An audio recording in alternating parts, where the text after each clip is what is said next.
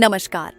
इस वीडियो में हम श्रीमद् भगवद गीता के चौथे अध्याय ज्ञान कर्म संन्यास योग की ओर बढ़ रहे हैं, जहां भगवान श्री कृष्ण अर्जुन को जीवन के गूढ़ रहस्यों को शांति और प्रेमपूर्ण स्वर में समझाते हैं। इस श्रृंखला में हम इस अध्याय के प्रत्येक श्लोक को विस्तार से सरल भाषा में समझेंगे ताकि उसका ज्ञान हमारे जीवन में उतर सके।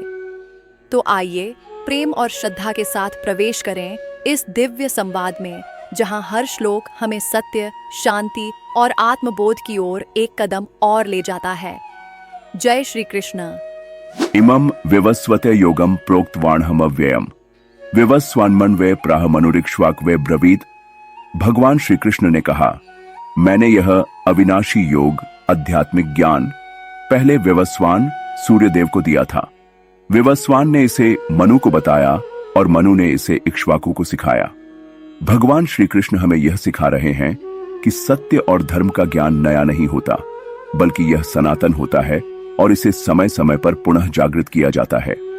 गीता का ज्ञान न केवल सन्यासियों के लिए बल्कि शासकों और सभी कर्मशील व्यक्तियों के लिए भी है। जो भी इस ज्ञान को अपनाता है वह सही मार्ग पर चलता है और जीवन में उन्नति करता है। एवं परंपरा प्राप्तमिमं राजर्षयो विदुः सकाले नेह महता योगो नष्टः परंतप। पुण्य हे परंतप अर्जुन, इस योग दिव्य ज्ञान को गुरु शिष्य परंपरा के माध्यम से राजर्षियों, महान राजाओं और संतों ने प्राप्त किया था, लेकिन कालांतर में यह ज्ञान नष्ट हो गया। भगवान श्री कृष्ण हमें यह सिखा रहे हैं कि सच्चा ज्ञान कभी नष्ट नहीं होता, लेकिन जब लोग इसे अपनाना छोड़ देते हैं तो यह लुप्त हो जाता है। इसलिए जब भी धर्म का ह्रास होता है तब यह ज्ञान पुनः स्थापित किया जाता है। हमारा कर्तव्य है कि हम इस सनातन ज्ञान को समझें और अपने जीवन में इसे अपनाएं, ताकि यह फिर से नष्ट न हो। स एवायं मया तेद्य योगः प्रोक्तः पुरातनः भक्तोऽसि मे सखा चेति रहस्यम ह्येतदुत्तमम्। आज मैंने वही प्राचीन योग ज्ञान तुम्हें बताया है, क्योंकि तुम मेरे भक्त और मित्र हो। यह उत्तम रहस्य है। इस श्लोक में भगवान श्री कृष्ण अर्जुन को यह बता रहे हैं कि गीता का ज्ञान अत्यंत प्राचीन और रहस्यमय है, जिसे उन्होंने पुनः प्रकट किया है।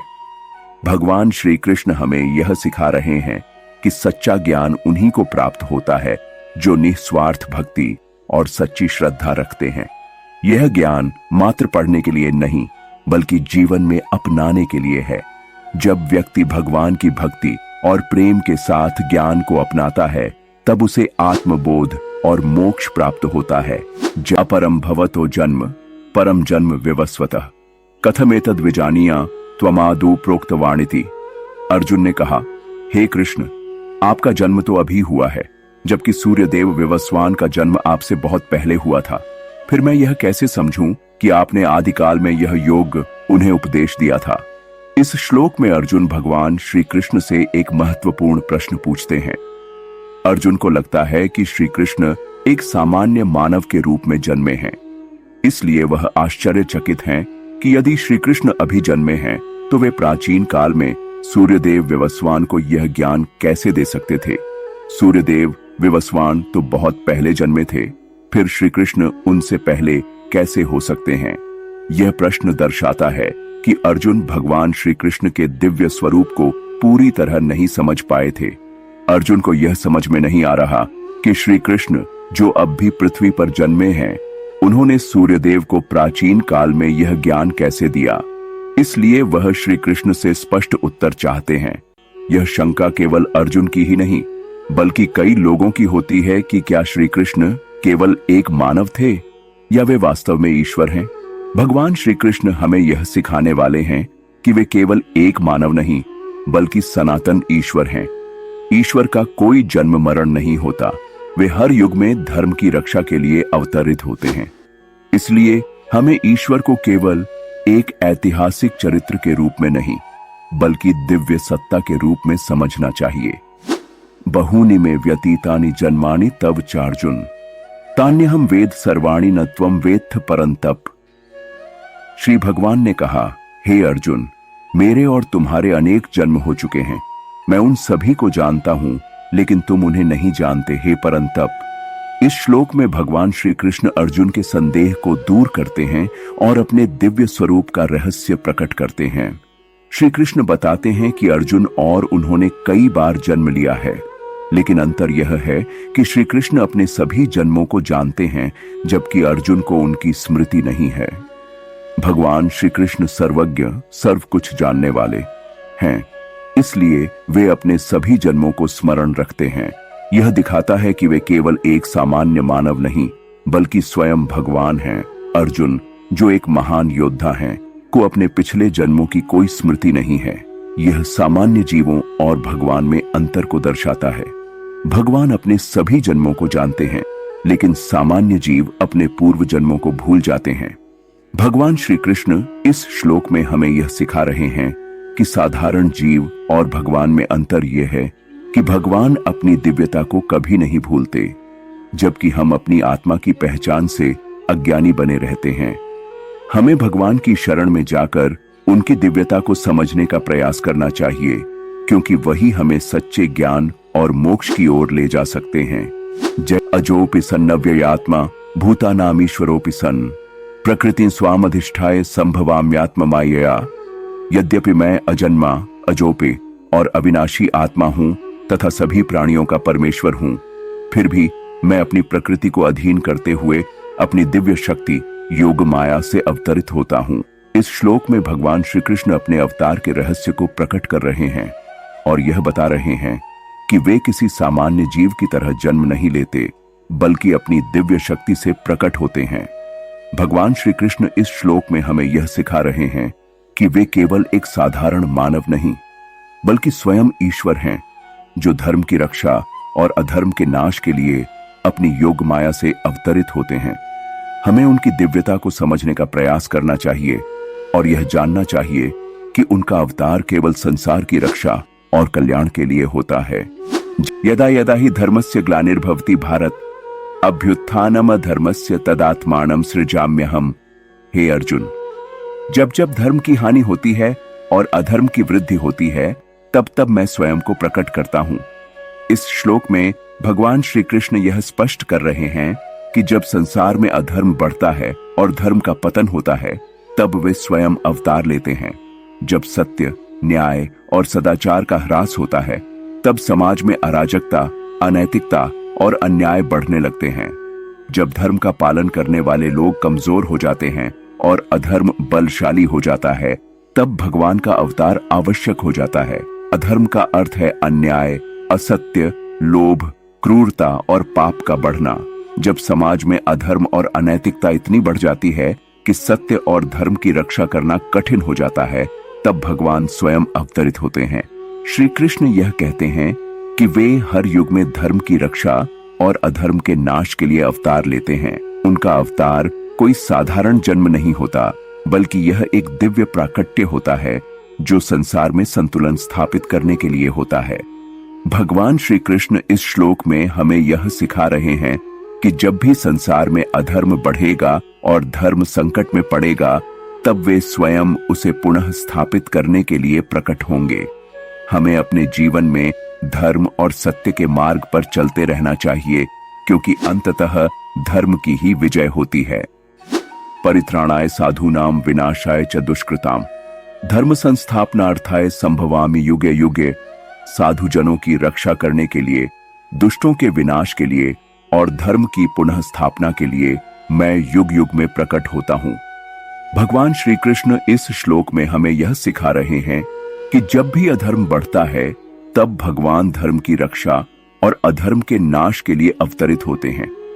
हमें हमेशा सत्य और धर्म के मार्ग पर चलना चाहिए, क्योंकि अंततः भगवान धर्म की रक्षा करते हैं और अधर्म को नष्ट कर देते हैं। जन्म कर्म च मे दिव्यमेवं यो वेत्ति तत्वतः त्यक्त्वा देहम पुनर्जन्म नयति मामेति सो अर्जुन। हे अर्जुन, जो मेरे जन्म और कर्म की दिव्यता को तत्व से यथार्थ रूप से जानता है, वह इस शरीर को त्यागने के बाद पुनर्जन्म को प्राप्त नहीं करता, बल्कि मेरे धाम को प्राप्त करता है। भगवान श्री कृष्ण इस श्लोक में हमें यह सिखा रहे हैं कि उनका जन्म और कर्म साधारण नहीं है, बल्कि दिव्य है। जो इस सत्य को समझता है और भक्ति भाव से भगवान को जानने का प्रयास करता है वह जन्म मरण के बंधन से मुक्त हो जाता है और भगवान के धाम को प्राप्त करता है। हमें भगवान की भक्ति और उनके ज्ञान को समझकर मोक्ष की ओर बढ़ना चाहिए। जब वीतराग भय क्रोधा मनमया मामुपाश्रिता बहवो ज्ञान तपसा पूता मद भाव मागता। अर्थ, जो भय राग और क्रोध से मुक्त होकर भक्ति और ज्ञान से शुद्ध हो जाते हैं वे परमात्मा की शरण में आकर मोक्ष प्राप्त करते हैं। उदाहरण, अभिमन्यु ने चक्रव्यूह में प्रवेश करते समय भय को अपने ऊपर हावी नहीं होने दिया और वीरता पूर्वक युद्ध किया। ये यथा मां प्रपद्यन्ते तांस्तथैव भजाम्यहम् मम वर्तमानुवर्तन्ते मनुष्याः पार्थ सर्वशः। श्लोक का अर्थ, हे पार्थ, जो जैसे मेरी शरण लेते हैं मैं उन्हें वैसे ही फल देता हूं। सभी मनुष्य हर प्रकार से मेरे ही मार्ग का अनुसरण करते हैं। इस श्लोक में भगवान श्री कृष्ण भक्ति और आत्मसमर्पण के गूढ़ सिद्धांत को प्रकट करते हैं। भगवान सभी जीवों को उनकी श्रद्धा और भाव के अनुसार ही उत्तर देते हैं। कोई भक्ति से, कोई ज्ञान से, कोई कर्म से, पर सब अंततः उन्हीं की ओर अग्रसर होते हैं। प्रपद्यन्ते का अर्थ है जो जैसे भाव से मेरी शरण लेते हैं।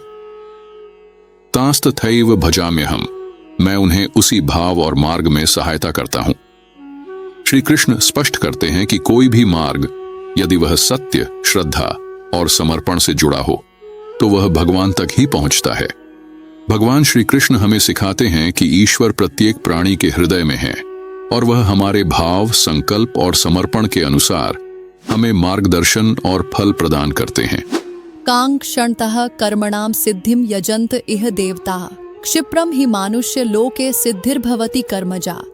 श्लोक का अर्थ, जो लोग कर्मों के फलों की सिद्धि की कामना करते हैं वे इस लोक में देवताओं की उपासना पूजा करते हैं। इस श्लोक में भगवान श्री कृष्ण कर्म और उसकी प्रेरणा के भेद को उजागर करते हैं। कुछ लोग फल की इच्छा से प्रेरित होकर देवताओं की पूजा करते हैं ताकि उन्हें शीघ्र सुख, समृद्धि या सिद्धि मिले। यह पूजा साक्षात मोक्ष या आत्मज्ञान के लिए नहीं बल्कि सांसारिक लाभ हेतु होती है। कांक्षणतः यानी जो लोग अभिलाषी होते हैं, इच्छाओं से प्रेरित होते हैं। क्षिप्रम सिद्धिर्भवति, कर्म के फल इस लोक में शीघ्र मिलते हैं लेकिन वे स्थायी नहीं होते। श्री कृष्ण संकेत करते हैं कि यह मार्ग स्थायी समाधान नहीं देता, यह बंधन की ओर ले जा सकता है। भगवान श्री कृष्ण हमें सिखाते हैं कि केवल फल की कामना से प्रेरित होकर किया गया कर्म आत्मिक उन्नति नहीं देता। सच्चा योग है कर्म करना परंतु फल की अपेक्षा से मुक्त रहना। चातुर्वर्ण्यम मया सृष्टम गुणकर्म विभागशः तस्य कर्तारं पिमाम विद्या कर्तारं व्ययम। इस श्लोक में भगवान श्री कृष्ण कहते हैं कि ब्राह्मण, क्षत्रिय, वैश्य और शूद्र इन 4 वर्णों की व्यवस्था मैंने गुण और कर्म के अनुसार बनाई है। जिस मनुष्य का चित्त ज्ञान, शांत स्वभाव, तप की ओर होता है और जो शिक्षा देना, यज्ञ करना, धर्म की रक्षा करने जैसे कार्य क्षेत्र में होता है उसे ब्राह्मण की श्रेणी मिलती है। जैसे एक वैज्ञानिक जो अनुसंधान करता है, सत्य की खोज करता है।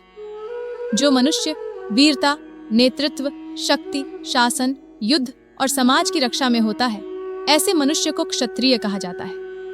जैसे एक सैनिक जो देश की रक्षा करता है।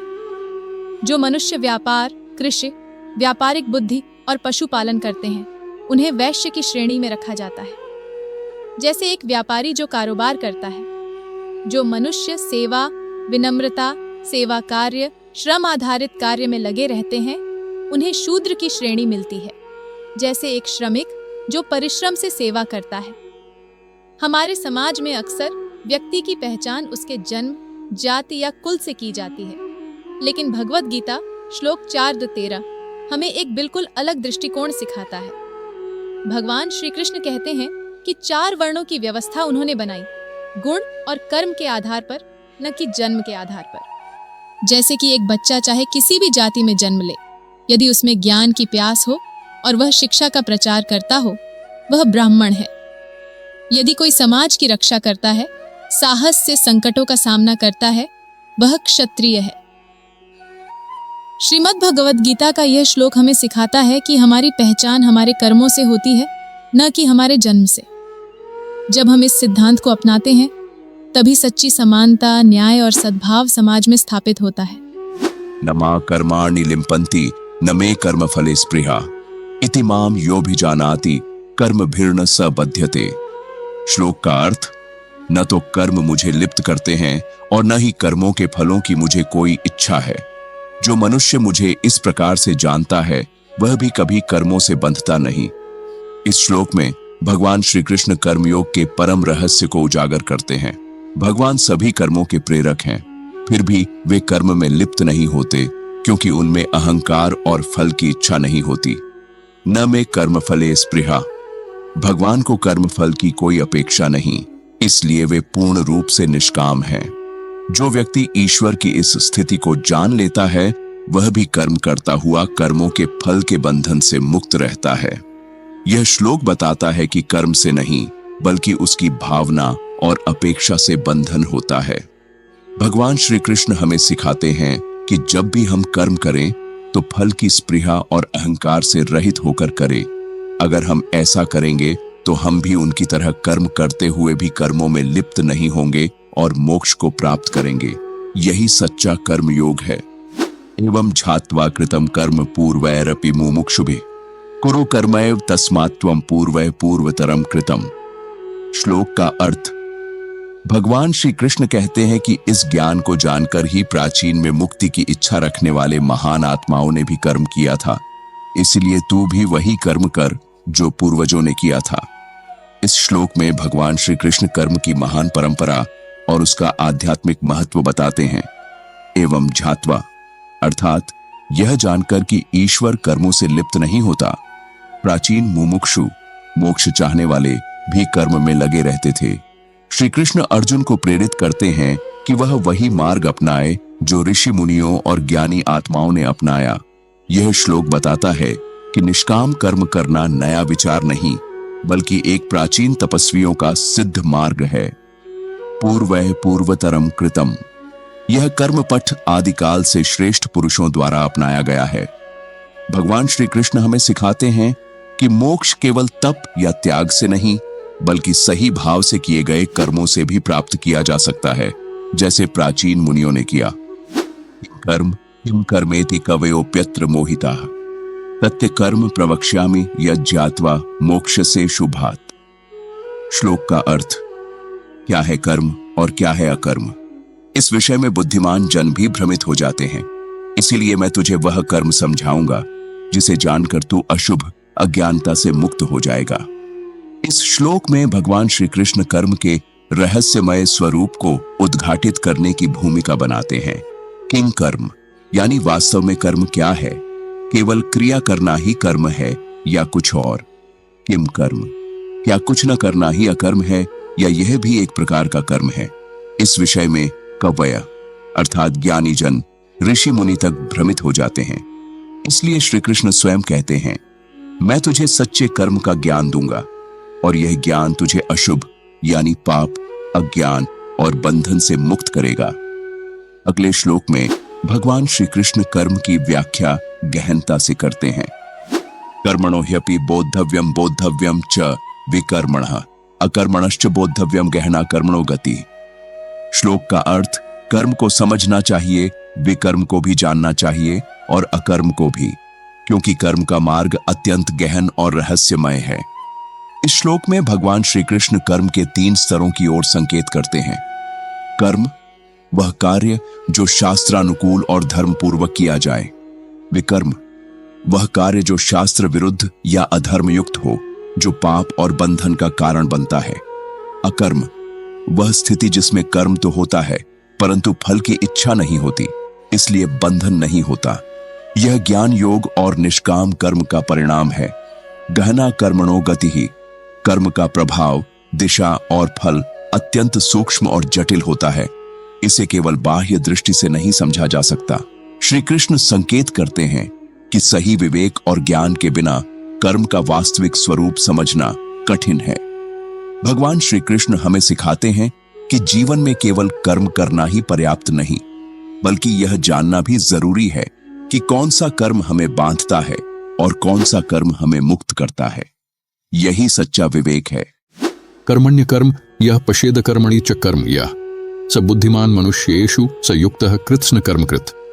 श्लोक का अर्थ, जो मनुष्य कर्म में अकर्म और अकर्म में कर्म को देखता है वही मनुष्यों में बुद्धिमान है, वह योगी है और उसने संपूर्ण कर्म कर लिए हैं। इस श्लोक में भगवान श्री कृष्ण कर्म के परम रहस्य का उद्घाटन करते हैं। कर्मण्य अकर्म अर्थात कोई व्यक्ति बाहर से तो कर्म करता दिखे पर भीतर में वह फल की कामना से मुक्त हो, यह अकर्म रूप कर्म है। अकर्मणि कर्म जो बाह्य रूप से कुछ नहीं करता पर मन बुद्धि या कामनाओं से क्रियाशील है, वह कर्म रूप अकर्म है।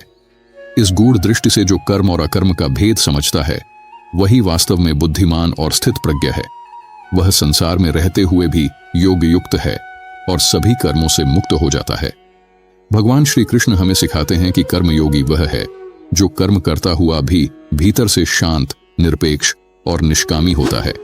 वही सच्चे अर्थों में ज्ञानी और मुक्त आत्मा है। यस्य सर्वे समारंभा काम संकल्प वर्जिता ज्ञानाग्निदग्ध कर्माणम तमाहुः पंडितम बुद्धा। श्लोक का अर्थ, जिसके सभी कर्म कामनाओं और संकल्पों से रहित हैं और जिसका कर्म ज्ञान की अग्नि में भस्म हो चुका है, ऐसे पुरुष को ज्ञानी जन पंडित कहते हैं। इस श्लोक में भगवान श्री कृष्ण पूर्ण ज्ञानी की आंतरिक अवस्था का वर्णन करते हैं। काम संकल्प वर्जिता अर्थात उसके सभी कर्म इच्छाओं और योजनाओं से मुक्त होते हैं। वह न तो फल की आकांक्षा करता है न ही संकल्प पूर्वक कर्मों की गणना करता है। उसका ज्ञान इतना प्रखर होता है कि वह कर्मों को अग्नि की तरह भस्म कर देता है, अर्थात वह कर्म के फल से बंधता नहीं। ऐसे व्यक्ति को पंडित अर्थात सच्चा ज्ञानी, आत्मज्ञानी कहा जाता है। भगवान श्री कृष्ण हमें सिखाते हैं कि जब मनुष्य की सभी क्रियाएं स्वार्थ और इच्छा से रहित हो जाती हैं और वह ज्ञान की अग्नि से कर्म को तपा देता है, तभी वह सच्चा योगी और मुक्त आत्मा कहलाता है। त्यक्त्वा कर्मफलासंगम नित्य तृप्तो निराश्रय कर्मण्यभिप्रवृत्तोपि नैव किंचित करोति सः। श्लोक का अर्थ, जिसने कर्म के फल की आसक्ति त्याग दी है, जो सदा संतुष्ट है और किसी पर निर्भर नहीं है, वह कर्म में लगा हुआ भी वास्तव में कुछ नहीं करता। इस श्लोक में भगवान श्री कृष्ण कर्मयोग की चरम अवस्था का वर्णन करते हैं। त्यक्त्वा कर्मफलासंगम, जब मनुष्य कर्म के फल से जुड़ी आसक्ति को त्याग देता है तब वह मुक्त होने लगता है। नित्य तृप्तः, जो व्यक्ति भीतर से हमेशा संतुष्ट रहता है उसे बाहरी उपलब्धियों की आवश्यकता नहीं होती। निराश्रय, वह किसी बाहरी सहारे या परिस्थिति पर निर्भर नहीं होता, उसकी तृप्ति आत्मा में स्थिर होती है। ऐसे व्यक्ति के कर्म चाहे वे बाहर से दिखें भी अहंकार और फल भावना से रहित होते हैं, इसलिए वह बंधता नहीं। श्री कृष्ण यह स्पष्ट करते हैं कि कर्म से नहीं बल्कि कर्म के प्रति हमारा दृष्टिकोण ही हमें बांधता या मुक्त करता है। भगवान श्री कृष्ण हमें सिखाते हैं कि जब व्यक्ति बिना आसक्ति, बिना अपेक्षा और बिना अहंकार से कर्म करता है तब वह संसार में रहते हुए भी बंधता नहीं, वही सच्चा योगी है। निराशीर्यत चित्तात्मा त्यक्त सर्व परिग्रह शारीरम केवलम कर्म कुर्वन्नाप्नोति पापम। श्लोक का अर्थ, जिसका चित्त और आत्मा इच्छाओं से रहित है, जिसने सभी भौतिक संग्रह का त्याग कर दिया है और जो केवल शरीर के निर्वाह हेतु कर्म करता है, वह पाप को प्राप्त नहीं होता। इस श्लोक में भगवान श्री कृष्ण सच्चे निष्काम कर्मयोगी के गुणों का वर्णन करते हैं। निराशी, जिसकी कोई आकांक्षा नहीं, वह फल की अपेक्षा से मुक्त है। यथचित्तात्मा, जिसका चित्त संयमित और आत्मा में स्थित है। त्यक्त सर्व परिग्रह, जिसने संग्रह की प्रवृत्ति, संचय, स्वामित्व अधिक पाने की लालसा का त्याग कर दिया है। ऐसा योगी केवल शारीरिक आवश्यकता के लिए ही कर्म करता है, वह कर्म को भोग का साधन नहीं बनाता। इसलिए वह कर्म करता हुआ भी पाप में नहीं बंधता, क्योंकि उसमें आसक्ति, अहंकार और संग्रह का भाव नहीं होता। भगवान श्री कृष्ण हमें सिखाते हैं कि जब हम जीवन में केवल आवश्यक कर्म करें और वह बिना लोभ, अपेक्षा या संग्रह की भावना के होता है, तब कर्म हमें बंधन नहीं बल्कि मुक्ति की ओर ले जाता है। यदृच्छालाभ संतुष्टो द्वंद्वातीतो विमत्सरः समः सिद्धावसिद्धौ च कृत्वापि न निबध्यते। श्लोक का अर्थ, जो जैसा भी सहज रूप से प्राप्त हो उसी में संतुष्ट रहता है, जो द्वंद्वों, सुख दुख आदि से ऊपर है जिसमें ईर्ष्या नहीं है और जो सिद्धि व असिद्धि में संभव रखता है, वह कर्म करता हुआ भी बंधता नहीं। इस श्लोक में भगवान श्री कृष्ण एक संत योगी की अंतःस्थिति का चित्रण करते हैं। यदृच्छा लाभ संतुष्ट, जो कुछ भी बिना विशेष प्रयास के मिल जाए उसमें संतुष्ट रहता है, न ज्यादा चाहता है न निराश होता है। द्वंद्वातीत, वह सुख दुख, लाभ हानि, मान अपमान जैसे द्वंद्वों से ऊपर उठ चुका होता है। विमत्सर, उसमें दूसरों के प्रति कोई ईर्ष्या या द्वेष नहीं रहता। समसिद्ध अवसिद्धो, सफलता और असफलता दोनों में समान रहता है, किसी एक में विशेष रूप से नहीं उलझता। ऐसा योगी कर्म करता हुआ भी बंधता नहीं, क्योंकि उसका मन स्थिर, शांत और निष्पक्ष होता है।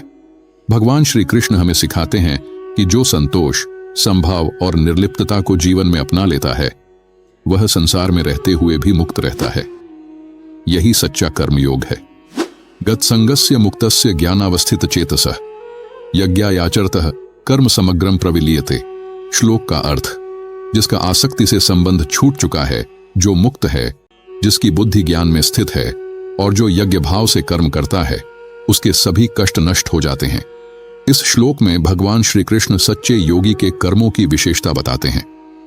गतसंगस्य, जो व्यक्ति आसक्ति से मुक्त है, उसे कर्म के फल से मोह नहीं है। मुक्तस्य, ऐसा व्यक्ति भीतर से स्वतंत्र है, चाहे वह संसार में क्यों न रह रहा हो। ज्ञानावस्थित चेतसः, जिसकी चित्त वृत्तियां हो आत्मज्ञान में स्थिर हैं और जो कर्म करते हुए भी स्वयं को ब्रह्म रूप में जानता है। यज्ञायाचरतः, वह अपने हर कर्म को यज्ञ के रूप में करता है, अर्थात त्याग, सेवा और समर्पण की भावना से। ऐसे योगी के सभी कर्म, भले ही वे बाह्य रूप से हों, समग्र रूप से लीन हो जाते हैं और उसे बंधन में नहीं डालते। भगवान श्री कृष्ण हमें सिखाते हैं कि जब व्यक्ति ज्ञान युक्त, निष्काम और यज्ञ भाव से कर्म करता है, तब वे कर्म उसे बांधते नहीं, वे तत्वतः ब्रह्म में विलीन हो जाते हैं। यही सच्चा कर्मयोग है। ब्रह्मार्पणम ब्रह्म हविर्ब्रह्माग्नो ब्रह्मणा हुतम ब्रह्मैव तेन गंतव्यम ब्रह्म कर्म समाधिना। श्लोक का अर्थ, यज्ञ का अर्पण ब्रह्म है, आहुति ब्रह्म है, अग्नि जिसमें होम होता है ब्रह्म है और आहुति देने वाला भी ब्रह्म है। इस प्रकार जो ब्रह्म में ही कर्म में लीन है, वह ब्रह्म को ही प्राप्त होता है। इस श्लोक में भगवान श्री कृष्ण ज्ञान युक्त यज्ञ की अद्वैत दृष्टि को प्रकट करते हैं। ब्रह्मार्पणम, जो वस्तु अर्पित की जाती है वह भी ब्रह्म स्वरूप है। ब्रह्म हवि, जो आहुति दी जा रही है वह भी ब्रह्म है। ब्रह्माग्नौ, वह अग्नि जिसमें यह आहुति डाली जाती है वह भी ब्रह्म है। ब्रह्मणा हुतम, और जो आहुति दे रहा है, यज्ञकर्ता, वह भी ब्रह्म स्वरूप है। जब सब कुछ ब्रह्म रूप में देखा जाता है, तब यह कर्म अहंकारहीन, फल रहित और पूर्ण समर्पण युक्त हो जाता है। ऐसा योगी जो ब्रह्म कर्म समाधिना, ब्रह्म भाव में स्थित होकर कर्म करता है, वह अंततः ब्रह्म को ही प्राप्त होता है। भगवान श्री कृष्ण हमें सिखाते हैं कि सच्चा ज्ञानी संसार के हर कर्म में ब्रह्म की उपस्थिति को देखता है। उसके लिए कर्म कोई बंधन नहीं, बल्कि ब्रह्म से एकाकार होने का साधन बन जाता है। दैवमेवा परे यज्ञम योगिनः पर्युपास्ते ब्रह्माग्नाव परे यज्ञम यज्ञनैवोपजुह्वति। श्लोक का अर्थ, कुछ योगी जन केवल देवताओं के लिए यज्ञ करते हैं, जबकि अन्य ब्रह्माग्नि में ही यज्ञ के रूप में स्वयं यज्ञ को अर्पण करते हैं। इस श्लोक में भगवान श्री कृष्ण विभिन्न प्रकार के यज्ञों का वर्णन आरंभ करते हैं, जो आत्म साक्षात्कार की ओर ले जाते हैं। दैवम यज्ञम, कुछ योगी देवताओं की उपासना को यज्ञ रूप मानते हैं। ये कर्मकांड से प्रेरित होते हैं। ब्रह्माग्नौ यज्ञम यज्ञेन उपजुह्वति, अन्य योगी यज्ञ को ब्रह्म में समर्पित करते हैं, जहां स्वयं यज्ञ, अर्पण और अग्नि तीनों ब्रह्म स्वरूप होते हैं। दूसरे शब्दों में, कुछ लोग बाह्य यज्ञ करते हैं तो कुछ आत्मज्ञान के माध्यम से अहंकार और इच्छाओं की आहुति ब्रह्म रूपी अग्नि में देते हैं। श्री कृष्ण यहाँ यह बताते हैं कि यज्ञ केवल अग्नि में हवन तक सीमित नहीं, बल्कि जीवन का प्रत्येक कर्म यज्ञ बन सकता है, यदि वह समर्पण भाव और ज्ञान से किया जाए। भगवान श्री कृष्ण हमें सिखाते हैं कि यज्ञ केवल अनुष्ठान नहीं, बल्कि एक दृष्टिकोण है। जब कर्म ब्रह्म भाव से किया जाता है, तो वही यज्ञ बन जाता है और साधक को ब्रह्म प्राप्ति की ओर ले जाता है। श्रोत्रादीन इंद्रियान्यन्ये संयमाग्निषु जुह्वति, शब्दादीन विषयानन्य इंद्रियाग्निषु जुह्वति। श्लोक का अर्थ, कुछ योगी श्रवणेंद्रिय आदि इंद्रियों को संयम की अग्नि में आहुति देते हैं, जबकि अन्य योगी शब्द आदि विषयों को इंद्रियाग्नि में आहुति रूप में अर्पण करते हैं। इस श्लोक में भगवान श्री कृष्ण आत्म संयम और इंद्रिय निग्रह को भी यज्ञ के उच्च स्वरूप के रूप में प्रस्तुत करते हैं। संयम अग्नि है। संयम एक ऐसी अग्नि है जिसमें इंद्रियों को अर्पित किया जाता है। कुछ योगी अपने इंद्रियों की प्रवृत्तियों को रोककर उन्हें संयम के माध्यम से नियंत्रित करते हैं, यही यज्ञ है। वहीं कुछ अन्य साधक इंद्रियों को नियंत्रित रखते हुए विषयों, शब्द, रूप, गंध आदि को त्यागते हैं। इस प्रकार एक तरफ इंद्रियां संयमित की जाती है और दूसरी ओर विषयों का त्याग कर इंद्रिय वृत्ति का शुद्धिकरण किया जाता है। दोनों ही प्रकार के साधक अपने अपने स्तर पर बाह्य या आंतरिक बलिदान कर रहे होते हैं, जिसे गीता यज्ञ की संज्ञा देती है। भगवान श्री कृष्ण हमें सिखाते हैं कि इंद्रियों पर नियंत्रण और विषयों से वैराग्य ये भी श्रेष्ठ यज्ञ है। जब साधक अपनी चंचल वृत्तियों को संयम की अग्नि में अर्पित करता है, तब वह भीतर से शुद्ध होता है। सर्वाणि इंद्रिय कर्माणि प्राण कर्माणि चापरे, आत्म संयम योगाग्नो जुह्वति ज्ञान दीपिते।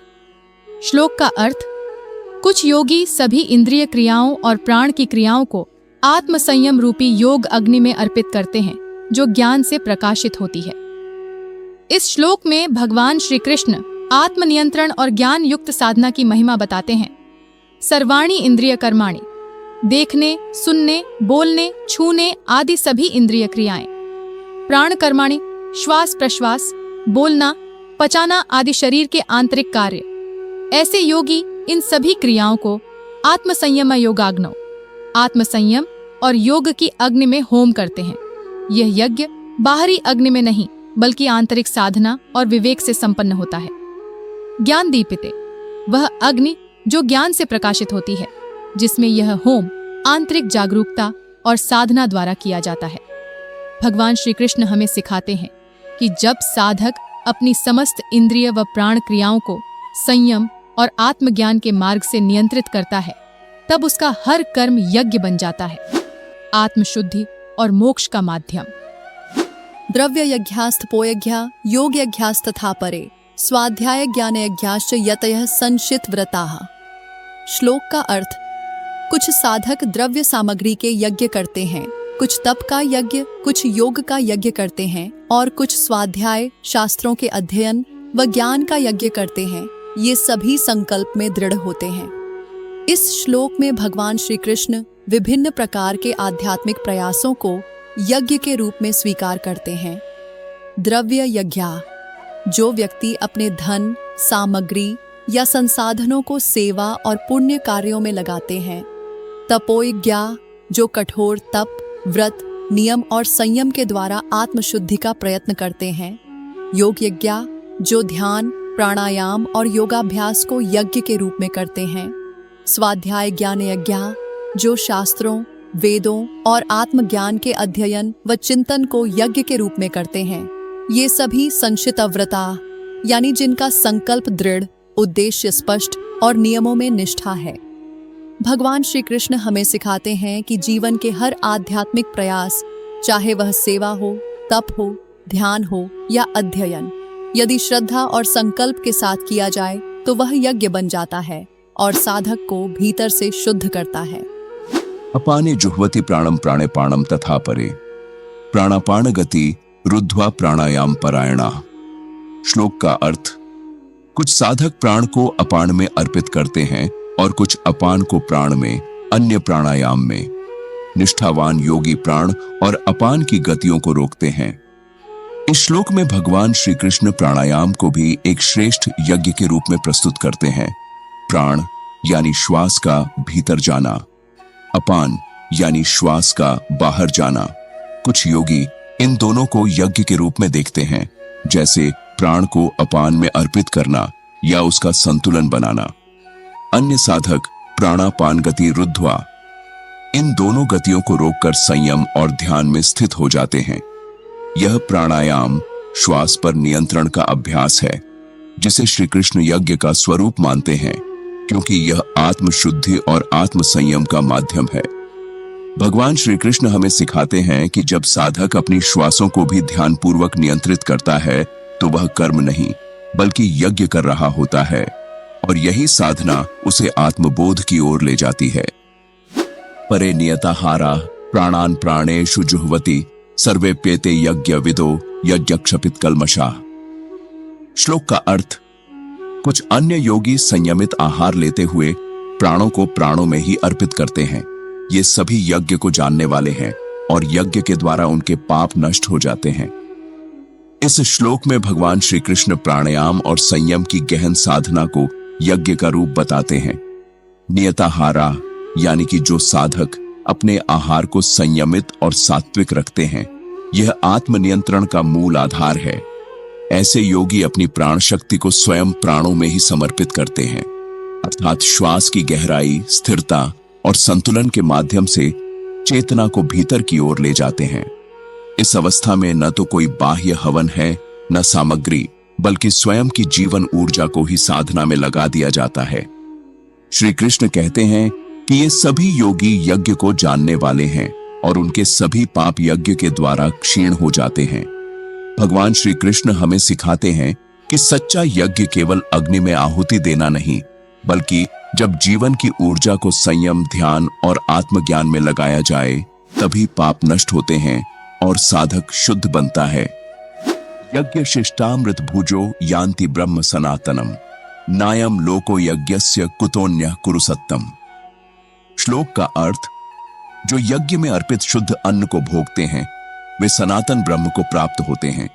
हे अर्जुन, यज्ञ न करने वाले को न तो यह लोक मिलता है, न ही परलोक। इस श्लोक में भगवान श्री कृष्ण यज्ञ के महत्व को दृढ़ता से स्थापित करते हैं। यज्ञ शिष्टामृत भुज यानी जो यज्ञ के बाद बचा हुआ शुद्ध भाग प्रसाद रूप में ग्रहण करते हैं, वे ही सात्विक, संयमित और ब्रह्ममय जीवन जीते हैं। यह श्लोक केवल बाहरी यज्ञ की बात नहीं कर रहा, बल्कि जीवन के हर कार्य को यज्ञ रूप में करने की बात है। जो जीवन को सेवा, त्याग और समर्पण के रूप में जीते हैं, वही वास्तव में ब्रह्म को प्राप्त होते हैं। श्री कृष्ण स्पष्ट करते हैं कि जो यज्ञ, समर्पण व तप नहीं करता, वह न तो संसार में सुखी हो सकता है और न ही परलोक में शांति पा सकता है। यज्ञ यहाँ केवल अग्निहोत्र नहीं, बल्कि नित्य जीवन का आध्यात्मिक अनुशासन है। भगवान श्री कृष्ण हमें सिखाते हैं कि यज्ञ अर्थात त्याग, सेवा और समर्पण से युक्त जीवन ही अमृतमय है, वही मोक्ष का मार्ग है। यज्ञहीन जीवन आत्म विकास से वंचित रह जाता है। एवं बहुविधा यज्ञा वितता ब्राह्मणो मुख्ये कर्म जान विद्यतान सर्वानेवं झात्वा विमोक्ष्यसे। श्लोक का अर्थ: हे अर्जुन, इस तरह अनेक प्रकार के यज्ञ ब्रह्मा के मुख से प्रकट हुए हैं। इन सबको कर्मजन्य समझो और इन्हें जानकर तुम कर्म बंधन से मुक्त हो जाओगे। इस श्लोक में भगवान श्री कृष्ण यज्ञों की विविधता और उनका दिव्य स्रोत प्रकट करते हैं। बहुविधा यज्ञ केवल एक प्रकार का नहीं है। सेवा, तप, ध्यान, स्वाध्याय, संयम, प्राणायाम आदि सब यज्ञ के भिन्न रूप हैं। ये सभी यज्ञ ब्रह्मणः मुख्य यानी वेद ब्रह्मा के मुख से प्रकट हुए हैं। यज्ञ का मूल उद्देश्य है कर्म को शुद्ध करना, उसे अहंकार और फल की अपेक्षा से मुक्त करना। श्री कृष्ण अर्जुन से कहते हैं, इन यज्ञों को कर्मज, कर्मों से उत्पन्न समझो और इनका ज्ञान प्राप्त कर लो। ऐसा करने से तुम कर्म के बंधन से मुक्त हो जाओगे। यही मोक्ष का मार्ग है। भगवान श्री कृष्ण हमें सिखाते हैं कि जब हम यज्ञ के वास्तविक स्वरूप को समझ लेते हैं, यानी जीवन के हर कर्म को समर्पण भाव से करने लगते हैं, तब हम कर्म में रहकर भी मुक्त हो जाते हैं। श्रेयान् द्रव्यमयाद्यज्ञाज् ज्ञान यज्ञ परन्तप सर्वं कर्माखिलं पार्थ ज्ञाने परिसमाप्यते। श्लोक का अर्थ: हे परंतप अर्जुन, द्रव्य से किए गए यज्ञों की अपेक्षा ज्ञान यज्ञ श्रेष्ठ है, क्योंकि हे पार्थ, सभी कर्म अंत में ज्ञान से ही पूर्ण होते हैं। इस श्लोक में भगवान श्री कृष्ण ज्ञान की महिमा को स्पष्ट रूप से उजागर करते हैं। द्रव्यमय यज्ञ, धन, वस्तु, सामग्री आदि के द्वारा किए गए यज्ञ। ये यज्ञ पुण्य के साधन तो हैं, परंतु सीमित हैं और बाहरी हैं। इसके विपरीत ज्ञान यज्ञ, आत्मबोध, शास्त्र चिंतन, गुरु उपदेश और ध्यान द्वारा किया गया यज्ञ आंतरिक रूपांतरण का मार्ग है। श्री कृष्ण कहते हैं कि सभी कर्म जब ज्ञान से संपृक्त हो जाते हैं तभी उनका पूर्ण फल मिलता है। ज्ञान ही वह प्रकाश है जो हर यज्ञ, हर कर्म को अर्थपूर्ण और मुक्तिदायक बनाता है। भगवान श्री कृष्ण हमें सिखाते हैं कि ज्ञान के बिना कर्म अंधा है। जब कर्म ज्ञान में लीन होता है तब वह यज्ञ बनता है और वही आत्म कल्याण का मार्ग बनता है। तद्विद्य प्रणिपातेन परिप्रश्नेन सेवया उपदेक्ष्यन्ति ते ज्ञानम ज्ञानिनस्तत्वदर्शिनः। श्लोक का अर्थ: हे अर्जुन, मनुष्य को चाहिए कि वो गुरु को विनम्रता से प्रणाम करके, उचित प्रश्न करके और सेवा भाव द्वारा जाने। वे तत्वदर्शी ज्ञानी गुरु ही ज्ञान का उपदेश देंगे। इस श्लोक में भगवान श्री कृष्ण आत्मज्ञान प्राप्त करने के 3 आवश्यक साधनों को बताते हैं। प्रणिपातेन, विनम्रता और समर्पण भाव से गुरु के चरणों में झुकना। परिप्रश्नेन, जिज्ञासा से भरे हुए उचित और गंभीर प्रश्न करना बिना अहंकार के, सीखने की भावना से। सेवया, गुरु की सेवा करना जिससे मनुष्य के भीतर अहंकार का क्षय और पात्रता का निर्माण हो। जब साधक इन तीनों साधनों से आगे बढ़ता है तब तत्वदर्शी ज्ञानी उसे सत्य का उपदेश देते हैं, वह ज्ञान जो बंधन काटता है। यह श्लोक गुरु शिष्य परंपरा की आत्मा है, जहाँ ज्ञान केवल शब्दों से नहीं, सेवा, श्रद्धा और विनय से प्रकट होता है। भगवान श्री कृष्ण हमें सिखाते हैं कि आत्मज्ञान केवल किताबों से नहीं मिलता, वह एक सच्चे गुरु के माध्यम से ही प्राप्त होता है और उसके लिए जरूरी है पूर्ण श्रद्धा, नम्रता और निस्वार्थ सेवा। यज्जात्वा न पुनर्मोहमेवं यास्यसि पांडव येन भूतान्यशेषेण द्रक्ष्यस्यात्मन्यथो मयि। श्लोक का अर्थ: हे पांडव, उस ज्ञान को प्राप्त कर लेने के बाद तुम फिर कभी इस प्रकार के मोह में नहीं पड़ोगे। उस ज्ञान के द्वारा तुम सभी प्राणियों को अपने में और फिर मुझ में देखोगे। इस श्लोक में भगवान श्री कृष्ण आत्मज्ञान की परिणति को दर्शाते हैं, न पुनर्मोहम। जब आत्मज्ञान प्राप्त हो जाता है तब मनुष्य मोह, भ्रम और अज्ञान से सदा के लिए मुक्त हो जाता है। अर्जुन जिस मानसिक भ्रम और शोक में था, श्री कृष्ण बताते हैं कि ज्ञान ही उसका स्थायी समाधान है। भूतानि अशेषेण आत्मनि द्रक्ष्यसि, सभी जीवों को अपने ही आत्मस्वरूप में देख पाना, यही अद्वैत भाव है। फिर वही दृष्टि और अनुभव ईश्वर तक विस्तृत हो जाता है। अथोमयी, सभी प्राणियों को भगवान में देखना, यह दृष्टि परिवर्तन ही मोक्ष का आरंभ है, जहाँ द्वैत नहीं रहता, केवल एकत्व और प्रेम होता है। भगवान श्री कृष्ण हमें सिखाते हैं कि जब सच्चा ज्ञान प्राप्त होता है तब न केवल भ्रम मिटता है, बल्कि हम समस्त जीवों को अपने भीतर और ईश्वर में देख पाते हैं। यही आत्मदर्शन है और यही ईश्वर दर्शन। अपि चेदसि पापेभ्यः सर्वेभ्यः पापकृत्तमः सर्वं ज्ञानप्लवेनैव वृजिणं संतरिष्यसि। श्लोक का अर्थ: भगवान श्री कृष्ण कहते हैं, हे अर्जुन, यदि तुम सबसे बड़े पापियों में भी श्रेष्ठ पापी हो, तब भी तुम ज्ञान की नौका के द्वारा समस्त पापों से पार हो जाओगे। इस श्लोक में भगवान श्री कृष्ण आत्मज्ञान की शक्ति और उसकी करुणापूर्ण व्यापकता को दर्शाते हैं। पाप कृत्तमः, चाहे कोई अत्यंत पापाचारी, पतित या अज्ञान से भटक चुका हो, श्री कृष्ण कहते हैं कि ऐसा व्यक्ति भी यदि आत्मज्ञान प्राप्त कर ले तो वह सारे पापों से पार हो सकता है। ज्ञान प्लवेन, ज्ञान को यहाँ नौका कहा गया है, जो जीवन रूपी महासागर को पार कराने में सक्षम है। यह श्लोक आश्वासन देता है कि कोई भी आत्मोन्नति से वंचित नहीं है। जो भी सच्चे हृदय से ज्ञान की ओर बढ़ता है वह पवित्र हो सकता है। यह भगवान की करुणा और गीता की सार्वभौमिकता का स्पष्ट संदेश है। उद्धार सबका हो सकता है। भगवान श्री कृष्ण हमें सिखाते हैं कि चाहे जीवन में कितनी भी गिरावट क्यों न आई हो, आत्मज्ञान की शक्ति इतनी महान है कि वह सब पापों को जला देती है और साधक को मोक्ष की दिशा में ले जाती है। यथैधांसि समिद्धोग्निर्भस्मसात् कृते अर्जुन ज्ञानाग्निः सर्वकर्माणि भस्मसात् कृते तथा।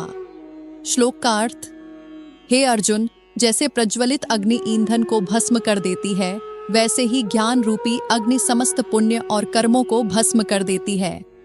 इस श्लोक में भगवान श्री कृष्ण आत्मज्ञान की परम शुद्धिकारक शक्ति को स्पष्ट रूप से समझाते हैं। समिद्धोग्नि, जैसे अग्नि जब भली भांति प्रज्वलित होती है तो वह लकड़ी को पूरी तरह भस्म कर देती है, उसी तरह ज्ञानाग्नि, जब ज्ञान जागृत होता है तो वह पूर्व के सारे कर्मों, पुण्य व पाप दोनों को जला देता है। यह श्लोक कर्म बंधन से मुक्ति का दिव्य सूत्र देता है। ज्ञान ही वह अग्नि है जो हमें शुद्ध और मुक्त करता है। यह ज्ञान आत्मा, ब्रह्म और धर्म के यथार्थ स्वरूप को जानने से उत्पन्न होता है। श्री कृष्ण अर्जुन को प्रेरित करते हैं कि बाहरी यज्ञों से बढ़कर आत्मिक ज्ञान है, वही जीवन परिवर्तन की जड़ है। भगवान श्री कृष्ण हमें सिखाते हैं कि आत्मज्ञान जब पूर्ण रूप से प्रज्वलित होता है तो वह हर प्रकार की वासनाओं, पापों और कर्मों को जला देता है और साधक को निर्मल, शुद्ध और मुक्त बना देता है। न हि ज्ञानेन सदृशम पवित्रमिह विद्यते तत्स्वयं योग संसिद्ध कालेनात्मनि विन्दति। श्लोक का अर्थ, इस संसार में ज्ञान के समान कोई भी पवित्र वस्तु नहीं है। इस श्लोक में भगवान श्री कृष्ण ज्ञान की परम महिमा को प्रकट करते हैं। न हि ज्ञानेन सदृशम, अर्थात इस संपूर्ण जगत में ज्ञान के तुल्य कुछ भी पवित्र नहीं है। ज्ञान यहाँ केवल सूचना नहीं, बल्कि आत्मा का साक्षात्कार, सत्य का बोध और ब्रह्म का अनुभव है। योग संसिद्ध, जो व्यक्ति साधना, संयम और श्रद्धा से योग में सिद्ध होता है, उसे यह ज्ञान किसी दिन अपने आप भीतर से प्रकट होता है। यह ज्ञान बाहरी नहीं, आत्मा में स्थित है, बस उसे पहचानने की आवश्यकता है। कालांतर में जैसे जैसे साधक का चित्त शुद्ध होता है, यह ज्ञान स्वतः अनुभव में आ जाता है। भगवान श्री कृष्ण हमें सिखाते हैं कि ज्ञान कोई वस्तु नहीं जिसे बाहर से लाया जाए, वह तो आत्मा के भीतर छिपा है। योग, संयम और साधना से जब चित्त निर्मल होता है, तब वही ज्ञान जीवन में प्रकाशित हो जाता है। श्रद्धावान लभते ज्ञानम तत्पर संयतेन्द्रिय ज्ञानम लब्ध्वा पराम शांतिम चिरेणाधिगच्छति। श्लोक का अर्थ, श्रद्धावान, इंद्रियों को संयमित रखने वाला और ज्ञान के लिए तत्पर रहने वाला व्यक्ति ज्ञान को प्राप्त करता है, और ज्ञान प्राप्त करने के बाद वह शीघ्र ही परम शांति को प्राप्त कर लेता है।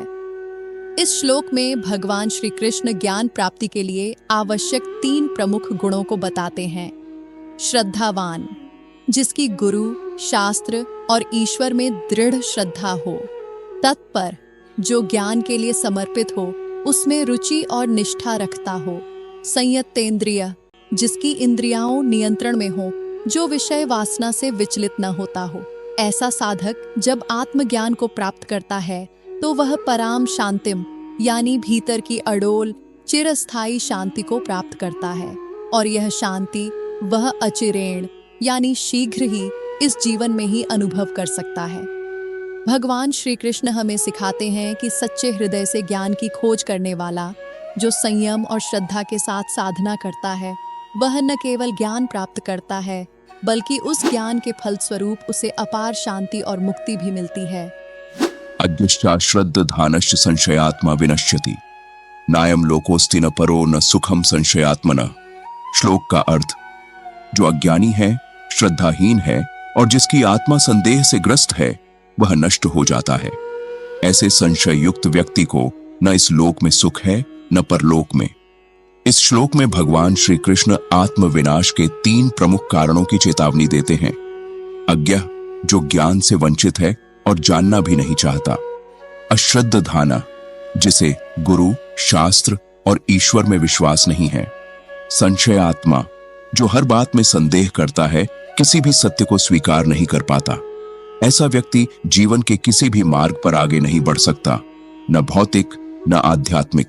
श्री कृष्ण स्पष्ट करते हैं कि संशय युक्त व्यक्ति को न इस संसार में शांति है न आत्मिक कल्याण संभव है। भगवान श्री कृष्ण हमें सिखाते हैं कि आत्मोन्नति का प्रथम चरण है श्रद्धा और विश्वास। संशय की आग सत्य के बीज को उगने नहीं देती, इसलिए यदि मोक्ष पाना है तो श्रद्धा और ज्ञान के साथ आगे बढ़ना होगा। योग संन्यस्त कर्माणम ज्ञान संचिन्न संशयम आत्मवंतम न कर्माणि निबध्नन्ति धनंजय। श्लोक का अर्थ, हे धनंजय, जिसने योग के द्वारा अपने कर्मों का त्याग कर दिया है और जिसका संशय ज्ञान द्वारा नष्ट हो चुका है, ऐसा आत्मविजयी पुरुष कर्मों के मोह में लिप्त नहीं होता। इस श्लोक में भगवान श्री कृष्ण उस स्थिति का वर्णन करते हैं जहां साधक पूर्ण स्वतंत्रता और मोक्ष को प्राप्त करता है। योग संन्यस्त कर्माणम, जिसने कर्म को त्यागा नहीं बल्कि योग, समर्पण और निष्काम भाव से किया है, वह वास्तव में सन्यासी है। ज्ञान संचिन्न संशयम, जिसकी ज्ञान की तलवार ने संशय रूपी अंधकार को काट डाला है। आत्मवंतम, जो अपने आत्म स्वरूप में स्थित है, आत्म संयमी और जागरूक है। ऐसे योगी को कोई भी कर्म बंधन में नहीं बांधता, क्योंकि उसमें न अहंकार है न फल की कामना। यह श्लोक दर्शाता है कि ज्ञान युक्त कर्मयोग ही संपूर्ण मुक्ति का मार्ग है। भगवान श्री कृष्ण हमें सिखाते हैं कि जब साधक ज्ञान से अपने भीतर के संशयों को नष्ट कर देता है और योग के भाव से कर्म करता है, तब वह संसार में रहते हुए भी बंधन से मुक्त हो जाता है। वही सच्चा आत्मवान है। तस्माद ज्ञान संभूतम हृतस्थम ज्ञानासिनात्मना चित्तवयनम संशयम योगमातिष्ठोत्तिष्ठ भारत। श्लोक का अर्थ, इसलिए हृदय में स्थित अज्ञान से उत्पन्न हुए इस संशय को अपने आत्मा के ज्ञान रूपी शस्त्र से काट डालो। हे अर्जुन, योग में स्थित हो जाओ और युद्ध के लिए खड़े हो जाओ। इस श्लोक में भगवान श्री कृष्ण अर्जुन को आत्मबोध के साथ कर्तव्य की ओर प्रेरित करते हैं। अज्ञान संभूतम संशयम, वह संदेह जो अज्ञान से उत्पन्न हुआ है और हृदय में गहराई से बैठा है। ज्ञानासिना चित्वा, इसे काटने के लिए चाहिए ज्ञान की तलवार, जो विवेक, आत्म साक्षात्कार और गुरु उपदेश से तेज होती है। श्री कृष्ण अर्जुन से कहते हैं कि अब संदेह छोड़ो, आत्मबोध के साथ कर्तव्य, धर्म के मार्ग पर चलो। योग मातिष्ठ, योग का आश्रय लो, अर्थात समता, समर्पण और निष्काम कर्म की भावना से जुड़ो। उत्तिष्ठ भारत, हे भारतवंशी, उठो, जागो, कर्म के लिए तैयार हो जाओ। भगवान श्री कृष्ण हमें सिखाते हैं कि आत्मज्ञान केवल चिंतन या भावना नहीं है, वह कार्य, साहस और कर्म में परिणत होना चाहिए। संशय को काटकर जो योग में स्थित होता है, वही जीवन में विजयी होता है।